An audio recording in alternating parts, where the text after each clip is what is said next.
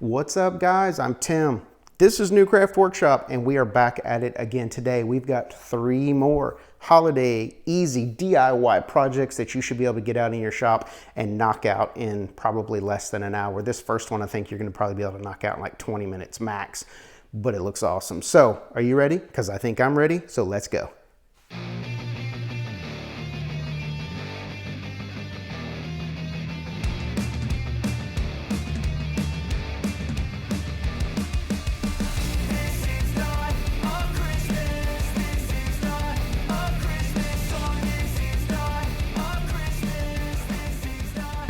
All right, guys, let's get into project number 1. Now for this first project, we're gonna be making this tree, and I am not going to give you guys a cut list.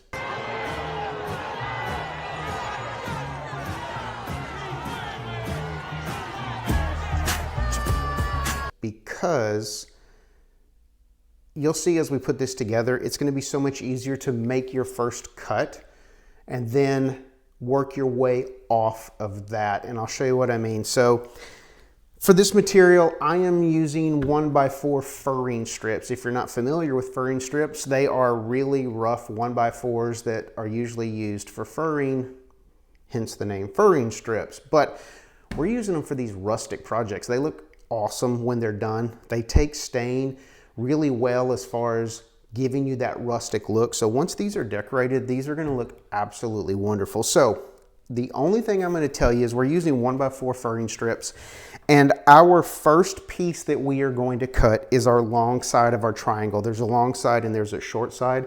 We're going to cut our long side first. From this tip to this tip is 32 inches. And then we're going to work off of that, and I'll show you how we need to figure out how long this board is to make sure that these 2 bottom pieces wind up flush, because if we cut them both at 32 and one is offset, our bottom would offset as well. So 32 inches. This angle at the top is 60 degrees.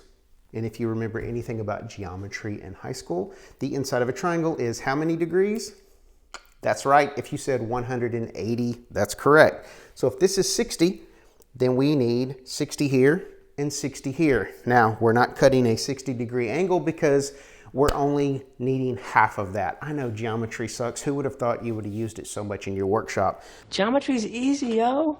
But our bottom cuts are at 30 degrees. Our base is also cut to 30 degrees. All of our cuts, since we're making a triangle, need to run into each other. Our 60 degree and our 30 degree need to come together. Don't cut any of this stuff parallel because it won't work. 60, 30, 30.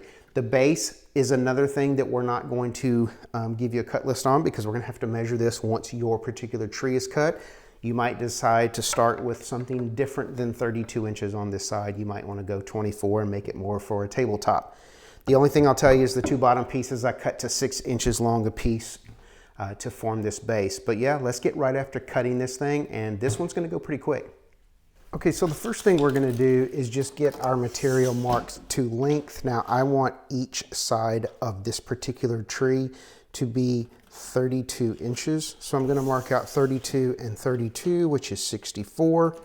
Now, when we head over to the miter saw, we're going to adjust the length of one of these pieces, and you'll see what I'm talking about when we get over to the miter saw, because when our angles come together like this, one of our boards needs to be shorter than the other board because of the way the joints are going to overlap. So let's get this cut. We'll come back to the workbench and I'll show you how we're going to measure this out. Okay, so I'm going to get my miter saw set to 60 degrees because that is what we want this cut. And here's our first pencil line right here. If you do not have a shadow line or laser line on your miter saw, like I do, where I can see where this cut is going to take place, you're just going to have to carry your pencil mark up and around your board. No big deal. Just mark it, make sure that you can see exactly where, but let's get this cut. All right, and now that we have this 60-degree sharp angle cut here, let's head back over to the workbench. I'll show you how we're going to measure the opposing piece, because again, it is a little bit shorter and we want to make sure that these both line up flush on our ground at the same length. So let's go check that out. All right, and here is how we're going to figure out how much shorter this piece needs to be then this piece, so that when our two pieces come down, they are flush on the bottom. Now, if we take a look at what we cut right here, and we are going to measure this. Sorry, I just hit the camera there. We can see that we are 1 3/8 length right here. So our other board needs to be 1 3/8 shorter. So we're gonna line our two ends up at the top where our sharp point, our top angle is gonna be. We're gonna come down and we're gonna mark this right here. And then we're gonna take that 1 3/8 off of there. That is where the long side of this particular board needs to go. So we're gonna mark this and we're gonna make our cut going this direction at 15 degrees. When that's cut, that's gonna ensure that when our base comes down, they are both flush and flat on the workbench. So I'm gonna run over and cut this. I'll be right back.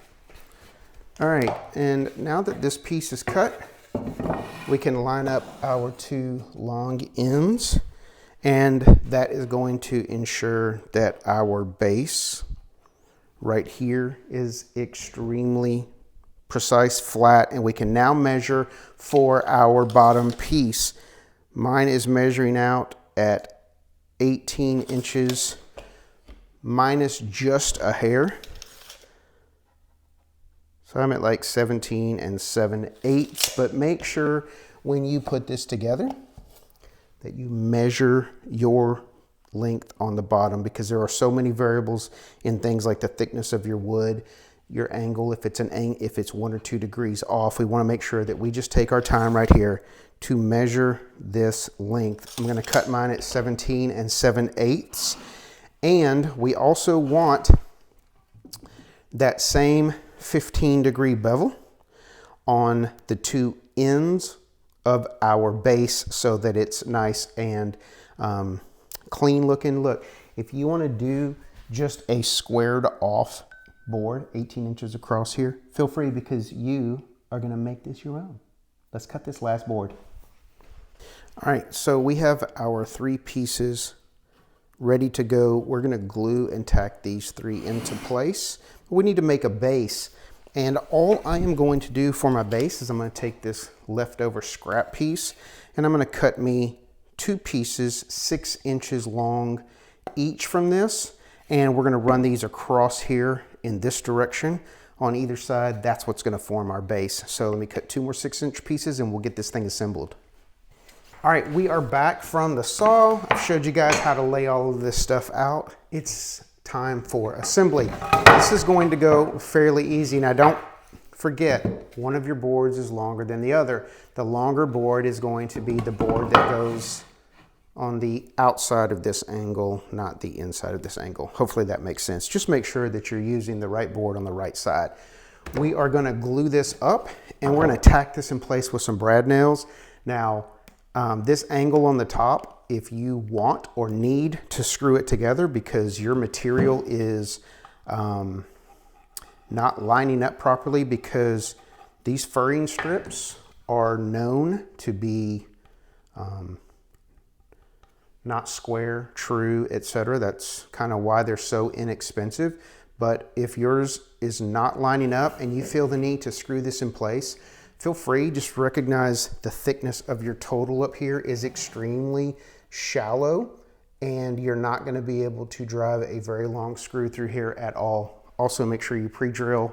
Yeah, I still got to glue my fingers. Just make sure you pre-drill, because when you're working through that thin of material on the end of this board, you're going to split it if you drive a screw in without pre-drilling. So let me grab my rag. It's right there. I didn't lose it like I always do, but it's right here. I know, I always lose crap around here, but all we're going to do now is we're going to just flip this around so I can actually get to it. And then we are going to tack this in place with our brad nailer. I am using 1-inch long brads. That's going to be long enough to get through this material because, number one, it's thin. Number two, it's at such a steep angle. We don't need to drive anything longer than that. Use caution if you're using your brad nailer. in this close of quarters because it could pop through the other side, and you don't want that. Trust me, it doesn't feel good. Yeah, I had to leave you there for a second because, well, I didn't have enough nails in my brad nailer. But we're going to get this popped together right here. And again, I'm just going to kind of hold this in place. Just make sure my fingers are out of the way. Angles nice and lined up. Drive a couple brads in here. And I'm going to actually hit this from both sides because I want this to be as stable as possible until this glue sets up.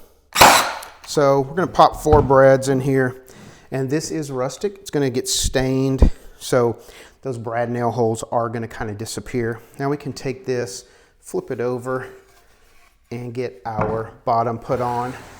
Same situation here. Just make sure that we're lining up our correct angle. We're going to pop some glue on here and then get our bottom installed. Actually, you know what? Before we do this, because every time in the comments somebody says something like this, I'm like, damn it, you're right. Let's put these pieces on our bottom first. These are going to get, as we always do here with our precision measuring techniques on New Craft Workshop, we're going to eyeball this. Just going to make sure we put a good amount of glue here. And put this kind of where you want it. Hold this in place. Drive a couple brads in. All right, and now that we've got that together, now we can get this installed. And once this is installed, this tree is basically done. I'll just give you a little couple pointers on that, but let me get this tacked together and then we can wrap this up.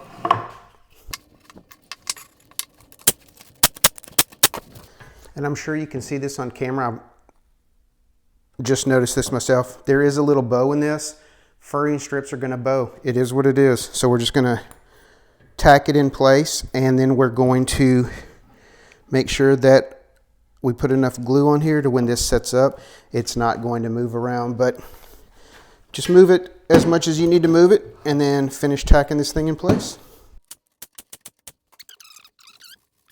There are a ton of things that you can do with this. I don't know exactly what my wife is going to do with this, but you can screw some eye hooks in here. Run yourself some lights back and forth through here. Run yourself some twine back and forth. Hang some ornaments on it. If you don't like this sharp piece at the top, just take some sandpaper, knock the sharpness off the top of this. But yeah, this is extremely rustic. And once this is stained and decorated, this is going to look great on the floor, by the tree, by the fireplace, wherever you want to put it. Rustic Christmas tree project. That's a wrap. You guys ready for the next one? Let's go.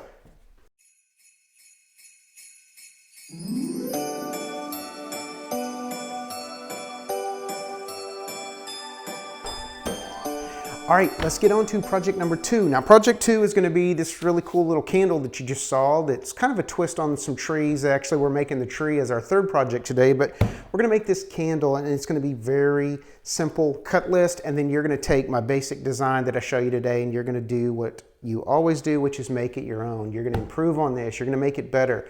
You're going to need a little bit of artistry on this one, but you got this just like last time. Channel that artist. You got it in you. It's going to be super simple. I believe in you.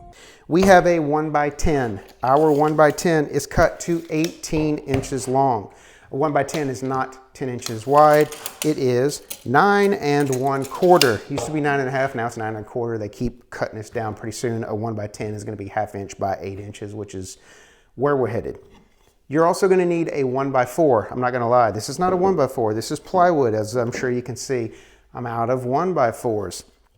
But we're going to use a 1x4. This is going to get painted anyway, so I'm not worried about the fact that this is pine and this is plywood. It's all going to be painted anyway. But we have this piece cut to 11 inches. That's going to give us, hopefully you can see that over here, a slight overhang on either side of our candle, which is going to kind of stabilize our base and make it look nice. You always want a little bit of an overhang on your base on either side, even if it's like 3/4 of an inch or so. Just leave that little, because if this was flush with the candle, it's not going to look as nice as if it's got that overhang on both sides. So that is it for your cut list. I didn't even point and tell you we were talking about a cut list. I just popped it up. So now what time is it? That's right, it's time for our tool list. Now for our tool list, this is going to be fairly simple. We're going to need our saw to get everything cut to length. You're going to need a jigsaw because we are going to draw and cut out a candle flame at the top of this candle. And then you are going to need your drill and a hole saw. Now, the hole saw, I today am using a 3.5-inch hole saw because that's what's literally right here by my workbench. You just need something big enough to where when you drill your hole, you can fit an ornament in there. We're going to drill 2 holes to hold 2 ornaments. And also right above that, we are going to need a 1/4 inch diameter drill bit that we're going to drill above those holes so that we can run like some twine through there, and that's what we're going to hang our ornament from because that's going to make this look a little more rustic and handmade as opposed to using some eye hooks, but you can use eye hooks as well. But I'll show you, we're going to use this way with some twine and it's going to look great. You're going to need your jigsaw, of course, to cut out the candle. I think that's it. Oh, brad nailer or hammer and nails because we need to get our base onto our candle. And then you're going to need your sander, sandpaper. I'm actually going to route my edges. If you want to do that, feel free. I'm going to use a round over bit in my little palm router. I want to clean up and smooth over all of these edges. Again, this is going to get painted, so I'm not too concerned about seeing this Baltic birch plywood on the bottom. It's going to be fine. So you have your cut list. You have your tool list. Let's go. Okay, so the first thing we need to do is we need to be an artist. Now, you got this. This is going to be super simple. Now, right here on our 1x10, I've got a little rough side right there. I'm going to flip this over. This is smoother. And try to avoid running your jigsaw across knots. That's why I flipped mine over here. Now, all we're going to do is kind of get a rough idea where we want the top of our candle. I'm just going to come down 4 or 5 inches and draw a line. This is going to become like the top of my candle. And then right here, just like we did a week or so ago in one of our other videos, we're just going to kind of draw like a little flame. And look, flames can be like however you want them to look. I know that's an absolutely horrible flame, but look, just draw you a flame. Look at that. There we go. Now we're getting somewhere.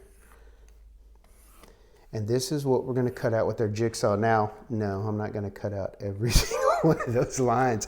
I mean, look, I was trying to get something that looked like a flame, and I think I finally got it. So we're going to take our jigsaw. We're going to cut this out. And then once this is cut out, we're going to drill our holes. Now, you want to go ahead and mark your holes?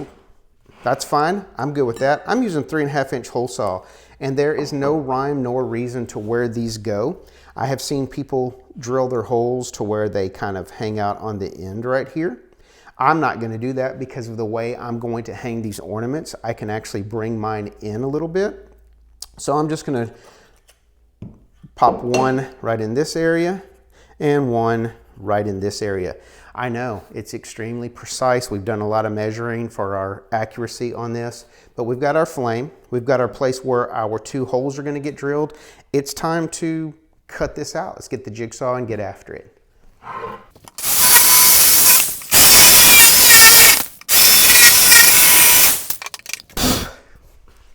All right, and I'm going to just stay right here and drill these holes because we do want to clamp this down, but underneath this, and I think I've mentioned this to you guys many times before, we want some sort of sacrificial board. It's going to help with blowout on the back. It's going to protect our workbench. So I'm just going to grab a scrap piece of plywood right here, and we're going to clamp this down and drill a couple of 3.5-inch diameter holes or holes of your choosing.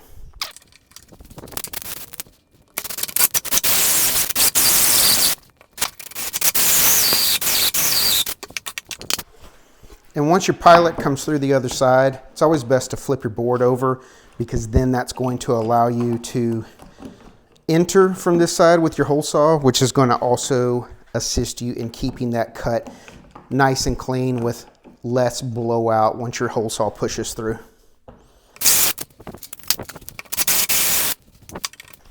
All right, so now it is time to kind of clean this up. This is kind of where we're at now. Again, you do you. Make this different if you choose to do so. Cut your flame a different shape. You don't have to do exactly like I'm doing. I'm not going to show you this on camera, but I'm going to run my sander over this real quick. Once I'm done sanding, we'll run the router over it, and then we can get this thing put together. We're almost done already.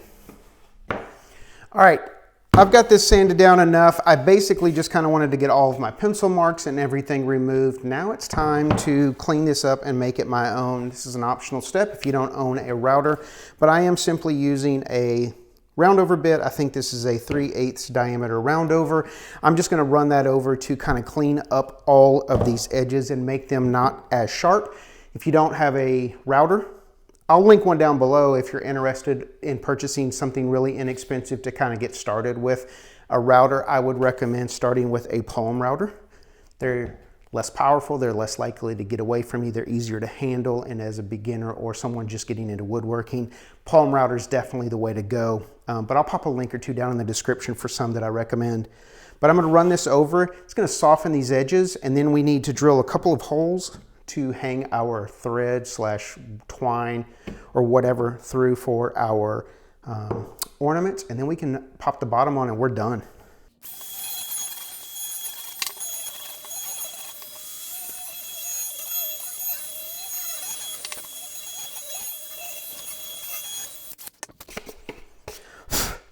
All right, this is what we are at right now. Now look, this is what it would look like if you had access to a router. See how much nicer those edges look. Hopefully it shows up on camera, but yeah, if you don't have a router, get one. It's a really great tool to have out in your shop. Even as a beginner, you definitely want that. And you know what? I forgot to round over this, so let me knock this out real quick.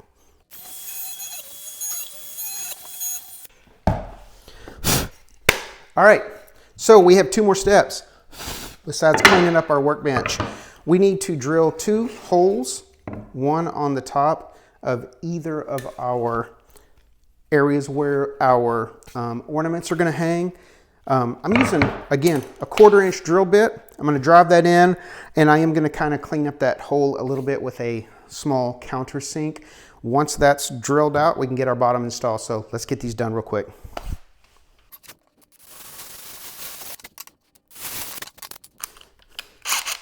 And I'm just going to take my standard countersink that I've got right here on my workbench, and we're not worried about the pilot. We just want this so we can kind of clean up the edge of this.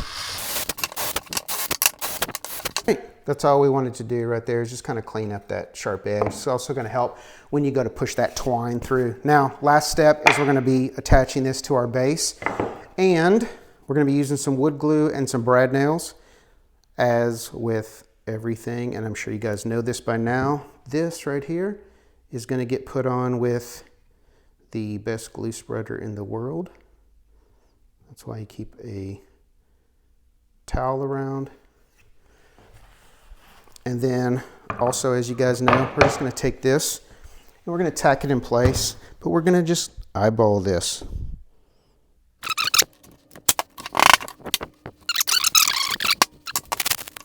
All right, let me get all of my crap out of the way for you guys. But there it is. We're going to decorate this, right? We're going to paint this thing. This will probably get painted yellow with some orange in it. You know, my wife will decorate it. This down here, I'm not quite sure what she's going to do with this yet, but I know that it'll probably wind up matching our decor, and hopefully you'll be able to see that in the intro video.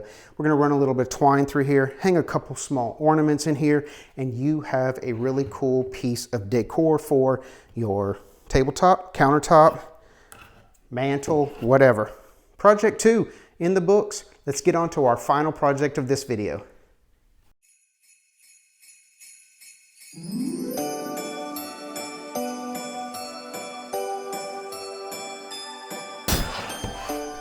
All right, let's wrap this one up today with project 3. Now, project 3 is going to be really, really simple. We're going to need some scrap material and a 1x6 cut to whatever length you want to cut it to. I'm actually using a scrap piece of plywood for my base, but a 1x6, because again, this is going to get painted. A 1x6 and just a scrap. I'm using this scrap piece of 1x10 from our previous project, but use whatever you would like to use. Now, we're going to make this little set of 3 triangle trees that are going to go on here. This is going to be a very basic project, very easy, but I want to show you guys how to use a speed square. I've actually shown you guys how to use this a time or two in the past, but if you're new to my channel, then here you go. This is going to be your first lesson in a speed square.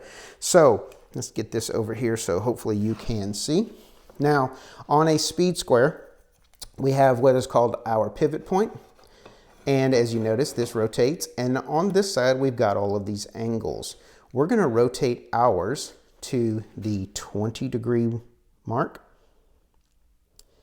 And when this 20 lines up with the base of your material, that means this line right here is a 20-degree line. So now we have a 20-degree mark. We're going to come over here and we're going to move our square to 20 degrees again. And then we're just going to make sure that we can connect our top point right here. And now we have one of our trees that we're going to cut out. This one right here is a 20-degree tree. I don't know what the measurements are because as you saw what I just did, we just kind of lined it up and did it. We're going to make another tree, but in order to be able to fit all of these, we're just going to flip our material around. And on this particular tree, I'm going to do, we'll make this one a little bit fatter at the bottom. We will do a 25-degree angle on this guy. And because your speed square doesn't reach all the way to the top, just take anything you got lying around. I'm just going to use this spare piece of material that's going to become our base, and let's just extend that line all the way to the other side. Now we're going to flip our square around. We're going to rotate to 25 again, and then we're going to start on this side. And if the size of your trees, if the height of these 3 are all different, that's a good thing. That's what we want. We don't want these 3 to be symmetrical. That's why I'm choosing a different angle. So there's 1, 2, 3 trees. And then for our final one, I'm actually going to make this one a pretty small tree. I'll stick with 25-degree angle, but I want this one to be pretty small. So I'm just going to come up to about 5 inches in height on this one. Flip it around, hit my 25-degree mark, and meet that line at 5 inches. Now, here's our 3 trees. I'm not going to bore you with the cutting process on these 3 trees. Just know that I cut them because when I come back, you'll see that I cut them. I'll be right back. All right, I'm back. Look, I told you I was going to go cut stuff. So on this particular project, I am going to chamfer these edges. I personally like a chamfer over a round over. I think it gives it a little bit more of a modern feel. But I'm going to just run over my base and the front and back of all 3 of these pieces. So let me get these routed and then we'll get this assembly done.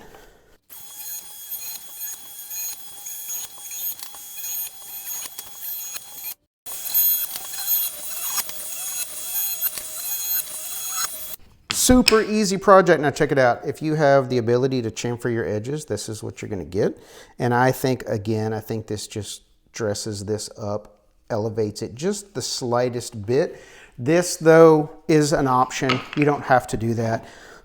I just feel like, personally, it's definitely an upgrade. Let me show you this real quick. This is easy. Watch this. We're going to put a tree here, and then we're going to put 2 trees here. And glue and tack these in place. I'm not even going to show you that because it's just glue and tack, just like everything else. But yeah, isn't that freaking cool? Decorate these the way you want them. Paint them whatever color you want them. Add some decorations to it. I'm sure my wife is going to do some really cool stuff with this. But yeah, project 3, I don't know about you guys, but this one was easy. What's the easy peasy lemon squeezy? I mean, come on, this is simple. 3 triangles and a piece of 1x6 for our base. I do these projects for one reason, because I want you to take my inspiration and realize that you do not have to be a master woodworker to get out in your shop and make some really cool stuff. I hope that my channel does nothing more than inspire you to get out in your shop and make it your own. That's the whole purpose of what we do here. That's why we do such basic builds here. I want to give you inspiration. You take that, go outside in your shop and freaking rock it, man. Make it 10 times better than I make it here on the channel.